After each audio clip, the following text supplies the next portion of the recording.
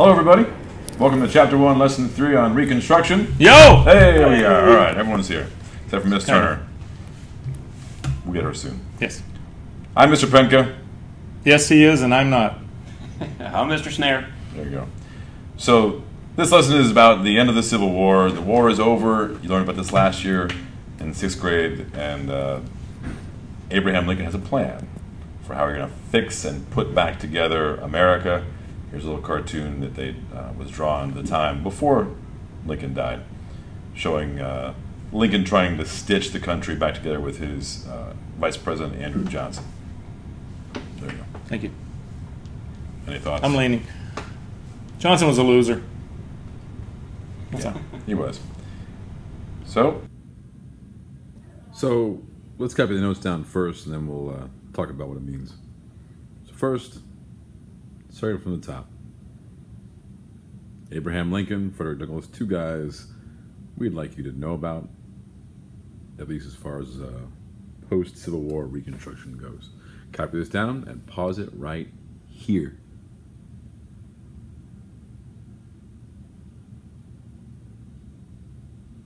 And go.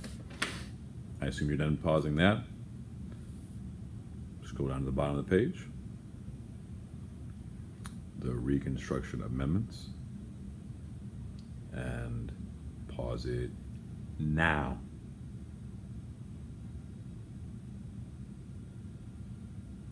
And you're done. So you've copied the top part and the bottom part, and now let's talk about it. So let's look at what this stuff is. I'm trying, but it's so small. Okay. So Abraham Lincoln, he's the one who has the plan for how to fix the country. You've been killing the South. They've been killing you. How do you bring everyone back together again into a country again? And Lincoln's plan was to reconcile and forgive and move on and not worry about punishing the South. It's hard when you've been fighting a war with somebody to just say, oh, let's just move on. People want revenge. People are mad. People are, they want something for their troubles. Now, all that stuff is changed when Lincoln is shot. We get people in the North wanting more punishment for the South. Andrew Johnson, his vice president, is a loser. But he's trying to stick to Lincoln's plan, but he's much more interested in like kind of forgiving and moving on and almost forgetting. So Lincoln's plan was to not punish the South, but to reconcile.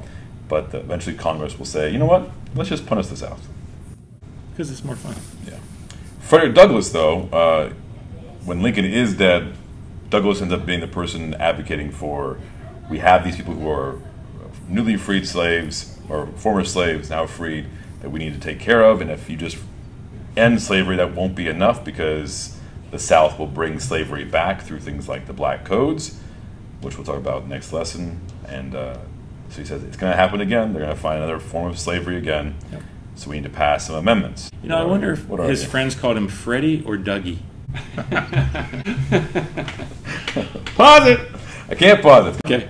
Anyway, so Frederick Douglass, he wanted voting rights. He said if they can vote, and if they're citizens, that will be a protection so that the people who are freedmen would not get abused and put back into something kind of like slavery. So he's the one who's advocating for those things. He is kind of an opponent of Andrew Johnson, Lincoln's vice president. Let's look at those amendments now. Shall we? We shall. 13. Did they already copy this stuff? Okay. So I told them to. I don't know if they did. Right. Yeah, that's right. That was it. So 13. Fake pause. Our little icon there. Like. I didn't draw that. It is copied. I can't draw that one. So it's a hand. It's nice. It's a hand with a little open handcuff making a 3, a 1, and a 3. 13th Amendment. Bans slavery in the United States and all its territories, but it has an exception. You can make somebody work for you for free if they committed a crime. So that's a little loophole there, which is if they commit a crime, they can be made into a slave. And they're going to use that in the South through the Black Codes. Make up crimes that but freedmen will commonly commit, and then now they're a slave. They can work for free. So to stop that, they said, all right, well, now you can't apply laws selectively.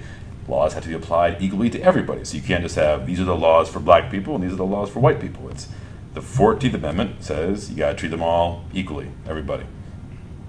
And that's a weirder one. It's a bunch of equal signs. There, little equal signs. And this little dude here, he's being protected under the flag. So everyone gets protection under the law. Well, that was your art there. Yeah, that was that your- little. Yeah, the little guy. Little I did that. So that's everyone gets the same equal treatment of the law. The law has to treat everyone the same, equally. Yep. And the 15th Amendment says that everyone can vote. The idea of that was the 14th Amendment says that we're all equal, but what if they find some way of Getting around it. Segregation, Jim Crow laws. So if they can vote, then they can vote out of office the people who are making bad laws or who aren't enforcing the 14th Amendment. If the government's not protecting you, and the check on that would be then vote them out of office. Unless they do things so you can't vote. Like how?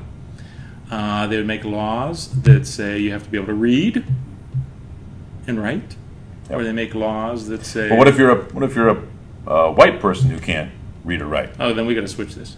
Oh. Or you don't have to take that. Then they'd say a grandfather clause to say if your grandfather could vote, you can vote. Why not your father?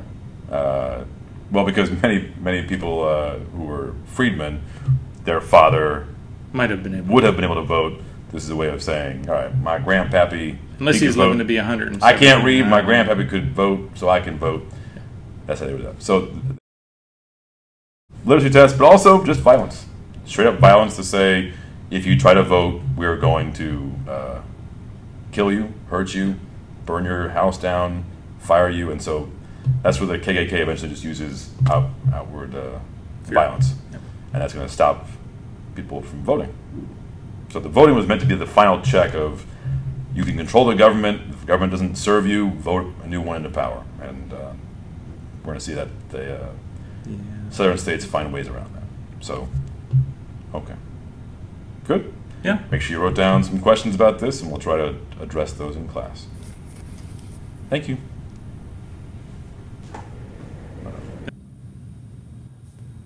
Hey guys, this might have been confusing from the video because I was having some technical problems. I just wanted to point out the drawings here that I'd like you to try to do because it was kind of a little messed up. But yeah, the hand with the handcuff for the 13, do your best to try to draw that. And then the 1 and the 4, the 14, the 1 is made out of the equal signs stacked on top of each other to make the 1. It's equal. And I try to draw a little dude here. It's hard with my finger, but let's give it a try. Little dude. Yeah, little dude. And then he's being protected under the law by the government. And then down below,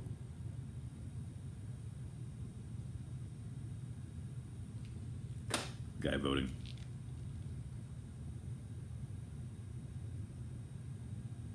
It's hard to draw with my finger.